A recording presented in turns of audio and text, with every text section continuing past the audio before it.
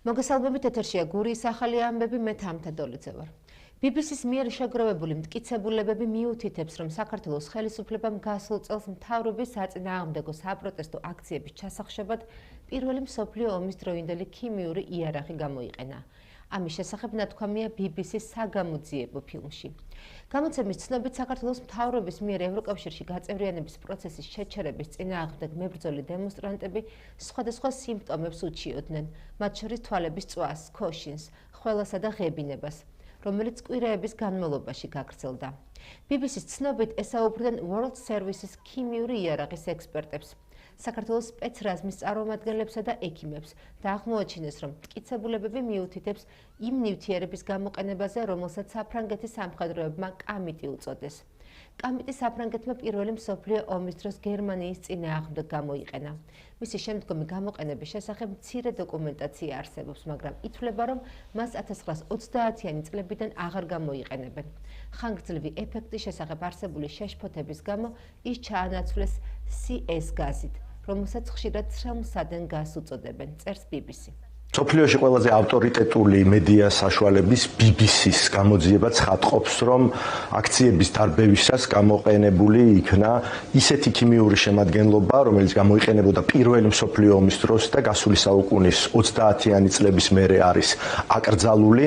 ასეთი რამ საქართველოში ბოლოს 9 აპრილს მოხდა, როდესაც აკრძალული ქიმიური შემადგენლობა გამოიყენეს აქციის დაშლის დროს და კიდევ ერთხელ ცხადყოფს იმას, რომ ივანიშვილის რუსული რეჟიმი არის მკვლელი რეჟიმი, რომელიც არინდობს საკუთარ ხალხს. მაშინაც არსებობდა ეჭვი, რომ გამოყენებული იყო ისეთი ქიმიური ნივთიერებები, რომელიც ხანგრძლივ დაზიანებას იწვევდა მოქალაქეების და ერთი წლის თავზეც ბევრი მოქალაქე უჩივის იმ სიმპტომებს, რომელიც აღნიშნული მოწამვლის შედეგად გამოვლინდა და გამოძიება სწორედ ამასაც ადასტურებს.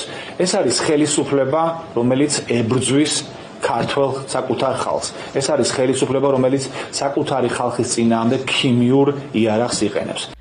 ქართული ოცნება კი აცხადებს, რომ ეს ყველაფერი ხელისუფლების წინააღმდეგ ცრუ ბრალდებას შეიცავს. პარტიის თქმით, BBC უსაფუძვლოდ ამტკიცებს, რომ პოლიციამ აქციების დროს ქიმიური ნივთიერება გამოიყენა, ხოლო სტატიაში წარმოდგენილი ინფორმაცია დაინტერესებული და კრიმინალი პირების ნაამბობს ეყრდნობა. ქართული ოცნება აცხადებს, რომ BBC-ს მიერ გავრცელებული მძიმე და დაუდასტურებელი ბრალდებების გამო საერთაშორისო სასამართლოებში დავას დაიწყებს. მე ვიცი, რომ პირველი მსოფლიო ომის დროინდელი კი არ იყო გამოყენებული. დიდგორის ომის დროს იყო და ჩვენ გვაქვს ამის ინფორმაცია, რომ დიდგორის ომის დროს იყო ეს იარაღი გამოყენებული, დაახლოებით ჩვენ ასეთი ინფორმაცია გვაქვს და შეიძლება უფრო ადრეც გორგასლის დროინდელი შეიძლება იყო. თქვენ ახლა აი ამ რაღაცა ზღაპრებს რომ მიყვებით, ეს არის ის მოცემულობა, როცა საქართველოს სხვა მიმართულება აქვს და BBC რო აქვეყნებს მათ შორის საერთაშორისო რეიტინგებს, იმას რატომ არ უთითებთ საქართველოსთან დაკავშირებით? BBC აქვეყნებს, რომ BBC კი არ იკვლევს, საერთაშორისო ინსტიტუტები იკვლევენ ამ ყველაფერს. ლელო ძლიერი საქართველოს ლიდერ ალეკო ელისაშვილს, რომელსაც ტერორისტული აქტის მომზადებისა და მცდელობის ბრალი ედება, სასამართლომ წინასწარი პატიმრობა შეუფარდა. გადაწყვეტილება თბილისის საქალაქო სასამართლოს მოსამართლე ლელა მარიდაშვილმა მიიღო. დღევანდელ სხდომაზე მხარეებმა აღკვეთის ღონისძიებაზე იმსჯელეს. პროკურატურა მაქსიმალურად მკაცრი ზომის პატიმრობის გამოყენებას ითხოვდა. დაცვის მხარე კი მას 5,000 ლარიანი გირაოს სანაცვლოდ გათავისუფლებას ასაბუთებდა. საბოლოოდ მოსამართლემ ბრალდების შუამდგომლობას მხარი დაუჭირა. ცნობისათვის ალეკო ელისაშვილი შაბათს დააკავეს. მას ბრალდება საქართველოს სისხლის სამართლის კოდექსის 19.323 მუხლის პირველი ნაწილი წარადგინა, რაც ტერორისტული აქტის ჩადენის მცდელობას გულისხმობს. აღნიშნული ქმედება სასჯელის სახით და ზომად 10-დან 15 წლამდე თავისუფლების აღკვეთას ითვალისწინებს. გამოძიების ინფორმაციით ნიღბიანი ალეკო ელისაშვილი 29 ნოემბერს დაახლოებით 4 საათზე ცეცხლსასროლი იარაღით საბრძოლო მასალის და ტერორისტული აქტის განხორციელებისთვის საჭირო ნივთებით შეიარაღებული თბილისის საქალაქო სასამართლოს შენობასთან მივიდა. ჩაქუჩის გამოყენებით სასამართლოს კანცელარიის შენობის გარე ფასადის მინა ჩაამტვრია და შეაღწია სასამართლოს შიდა სივრცეში.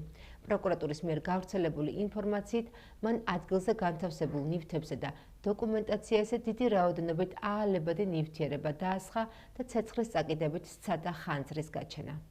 შვილი აღიარებს კონკრეტულად ქმედებას და არა იმ ბრალს, რასაც მით უმეტეს პროკურატურა ედავება, ეს არის ტერორისტული აქტი და ტერორისტული აქტი არის ერთ-ერთი ყველაზე მძიმე მუხლი სისხლის სამართალში.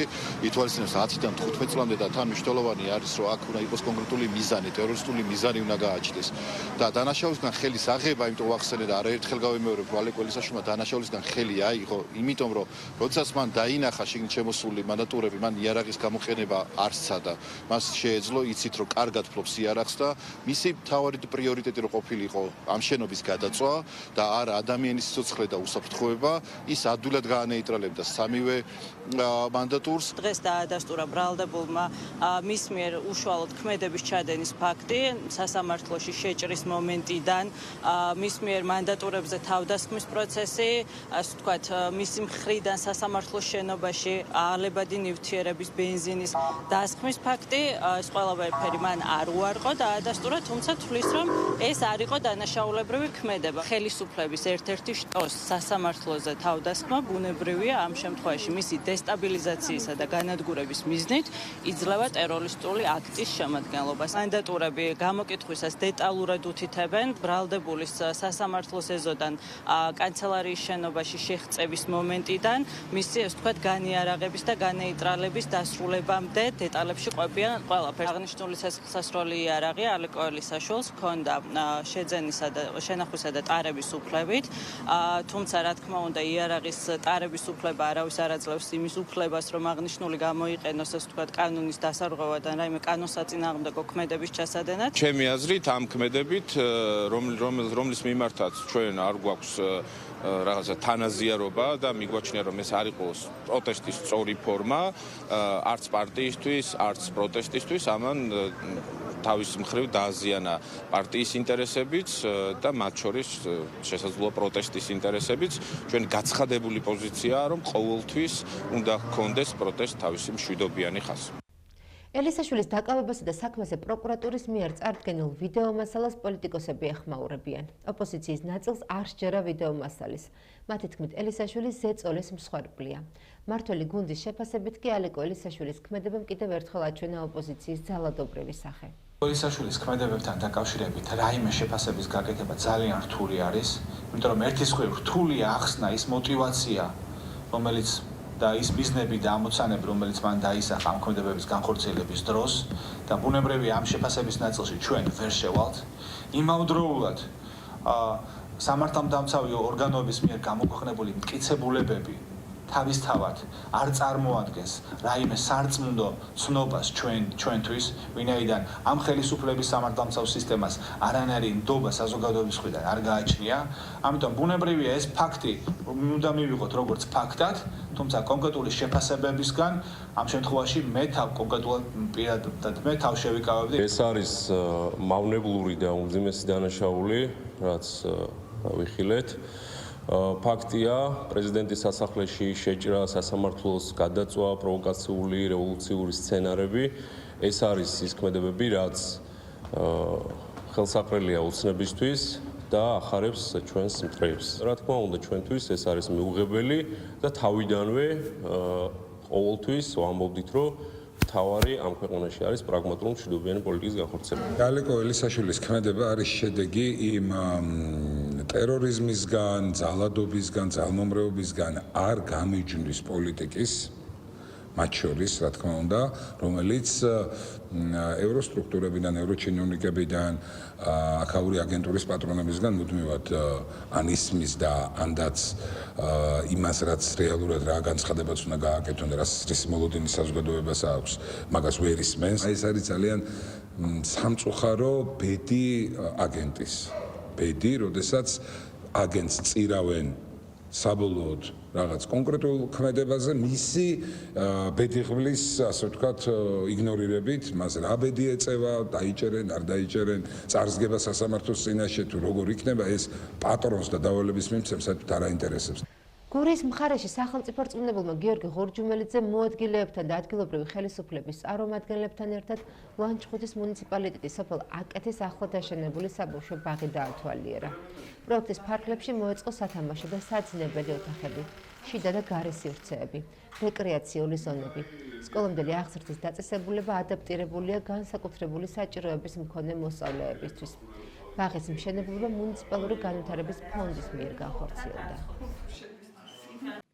ლანჩხუთის მუნიციპალიტეტში სოფელ აკეთში საქართველოს მთავრობის მხარდაჭერით აშენდა ახალი თანამედროვე სტანდარტების შესაბამისი საბავშვო ბაღი, რომელიც სრულად აღჭურვილია ახალი ინვენტარით.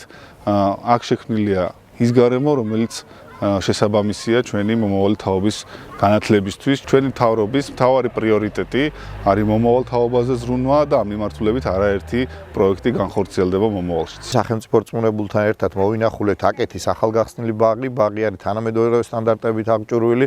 ჩვენთვის მნიშვნელოვანია, რა თქმა უნდა, მომავალი თაობისთვის და ბავშვებისთვის უსაფრთხო გარემო, რომელიც შექმნილია ამ სიტუაციაში. მინდა აღნიშნო, რომ გარდა აკეთის ბაღისა მუნიციპალიტეტში წლის ბოლომდე 3 ახალი ბაღი გაიხსნება, რომელიც აშენებულია და შესაბამისად ჩვენს მომავალ თაობას ეკნება თანამედროვე სტანდარტებით აღჭურვილი უსაფრთხო და მოწესრიგებული ბაღები. შინაგან საქმეთა სამინისტროს თანამშრომლებმა ქუთაისში გამსახურდიას ქუჩაზე მომხდარი მკვლელობისა და დაჭრის ფაქტი ცხელ კვალზე გახსნეს. წარსულში ნასამართლები 1978 წელს დაბადებული პირი სამართალდამცველებმა 2 ან მეტი პირის მიმართ დამამძიმებელ გარემოებაში ჩადენილ განზრახ მკვლელობის მცდელობის ბრალდებით დააკავეს. დანაშაული 20 წლამდე ამ უვადო თავისუფლების აღკვეთას ითვალისწინებს. გამოძიებით დაადგინდა, რომ მიმდინარე წლის 30 ნოემბერს ღამით ქუთაისში გამსახურდიას ქუჩაზე მდებარე ერთ-ერთი კორპუსის მიმდებარე ტერიტორიაზე ბრალდებულმა ცეცხლსასროლე იარაღიდან მრავლობითი გასროლით დაჭრა 3 პირი და აღნიშნული დანაშაულის შემდგომ დამნაშავე შემთხვევის ადგილიდან მიიმალა. შინაგან საქმეთა სამინისტროს თანამშრომლებმა 1999 წელს დაბადებული წარსულში ნასამართლები პირი განზრახ მკვლელობის მცდელობის ბრალდებით დააკავეს. გამოძიებით დაადგინდა, რომ ბრალდებულმა ურთიერთშელაპარაკების ნიადაგზე ცეცხლსასროლე იარაღიდან გასროლით დაზიანება მიაყენა 1986 წელს დაბადებულ პირს და შემთხვევის ადგილიდან მიიმალა. დაჭრილი მამაკაცი საავადმყოფოში მოათავსეს, სადაც შესაბამისი სამედიცინო დახმარება გაეწია. ბრალდებული კი წყალტუბოს მუნიციპალიტეტში დააკავეს. დანაშაული 15 წლამდე ვადით თავისუფლების აღკვეთას ითვალისწინებს. დღეისათვის სულ ეს გახლდათ, მე მომავალ შეხვედრამდე გემშვიდობებით, კარგად ბრძანდებოდეთ.